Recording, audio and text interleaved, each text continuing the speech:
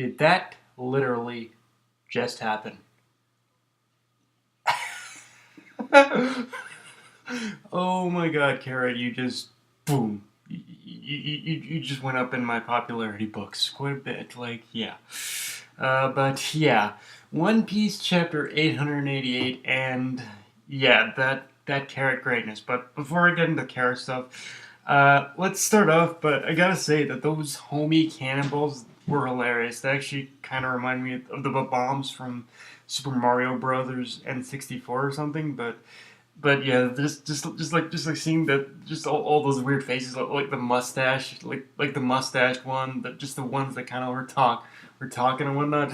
Yeah, remind me some strangely about bombs from Super Mario Brothers in '64. I wonder if I would have been playing that game at all, or if it was just a wacky idea in his head. But in either case, we did learn something very interesting from it. Believe it or not, yeah, from some bomb looking motherfuckers, which was the possibility that because of Big Mom's current mental state, she can't properly control over homies right now.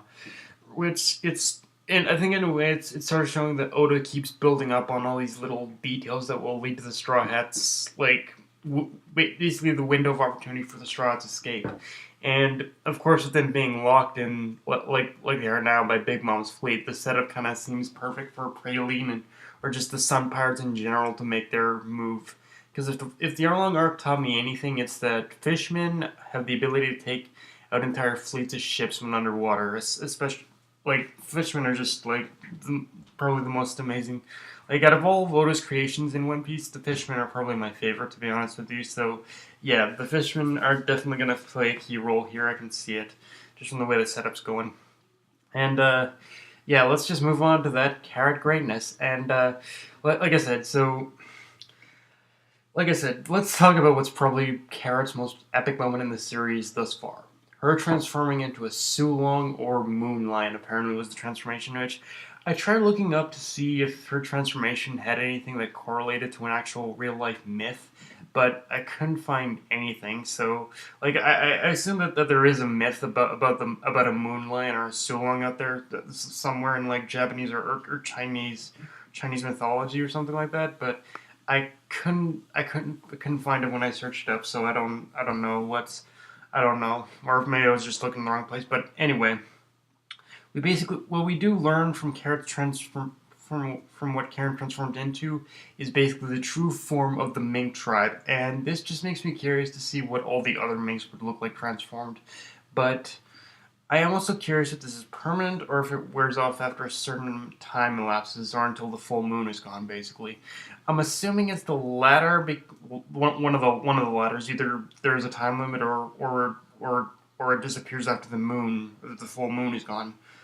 But I'm assuming in either case of the latter, I'm assuming that if the transformation was permanent, we would have seen her like that when she was first introduced, which so yeah probably is probably going to disappear after a while. But it just, like I said, it just increased my hype for me to see what like Inuarashi or Nekomamushi look like transformed. Like, imagine what Nekomamushi and Inuarashi are going to look like when they take on like a moon lion form or something like that. Like that, like they already have beastly looking. They're already beastly and epic looking already. Imagine what they'd look like transformed. They would look like fucking monsters. Like, holy shit. That's just like, yeah, it's really one of those things where it's like, wow. Just wow. And like, yeah, and what can I say beyond that? Like, just seeing her go in, wrecking dudes and destroying the helm of Daifuku's ship was just epic. And hopefully, she can last long enough in that form for her to take out the helm on the other lead ships as well. Because one recurring theme I have noticed from One Piece is when you take out the leader, the followers tend to scramble. And even though Big Mom is still a threat, the even bigger threat right now is her fleet and her children leading, and is Big Mom's fleet and the children she's entrusted to leading it. So if you take them out, or at least their ships, then a window of opportunity will open up. So yeah, there's definitely that possibility that has been opened up right now.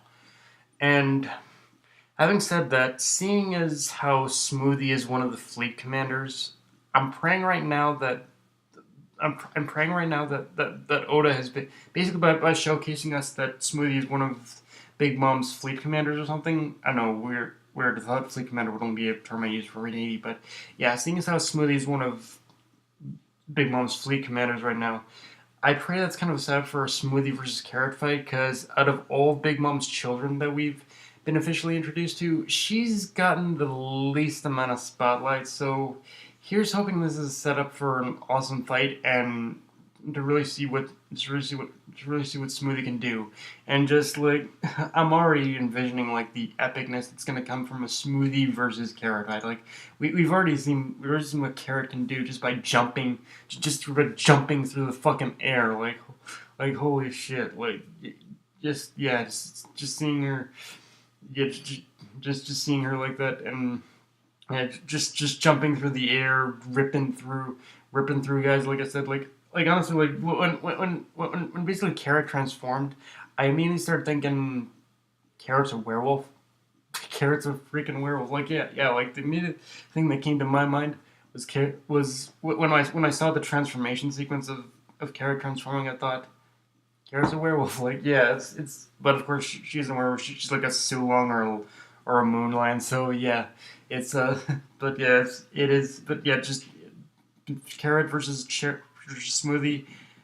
I'm really thinking that's gonna be something epic, and like I said, here's just hoping we can finally see what Smoothie does, because yeah, Smoothie's been strangely underwhelming, unfortunately. So, and I get that Oda can't, that Oda's gonna flop on certain things, but yeah, here's the way Oda has set it up. I do envision this is gonna be one of those times where yeah, we are gonna see what Smoothie can do, and so aside from that, it was also mentioned in this episode, in this chapter, that Parosparrow in this chapter, that Big Mom is actually losing weight. And granted, I imagine she's gonna bulk right up again once she eats the cake, but I have a really bad feeling that's sort of Oda's way of saying to us that Big Mom is about to gradually become even more powerful with the more weight she loses. I don't know if that's actually the case, but I do know Oda doesn't do anything without reason, and he doesn't mention something so small unless it had some bearing on the current situation. And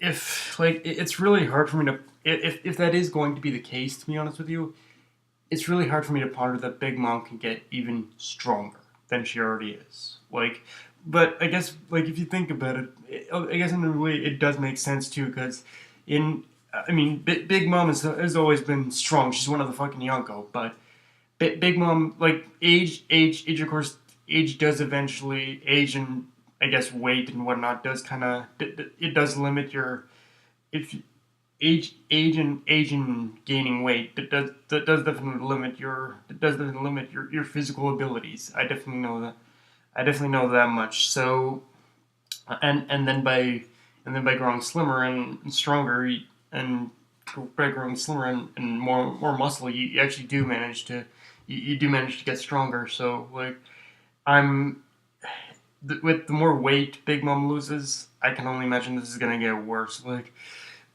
it is hard to imagine, but it does make sense, because in her youth, Big Mom was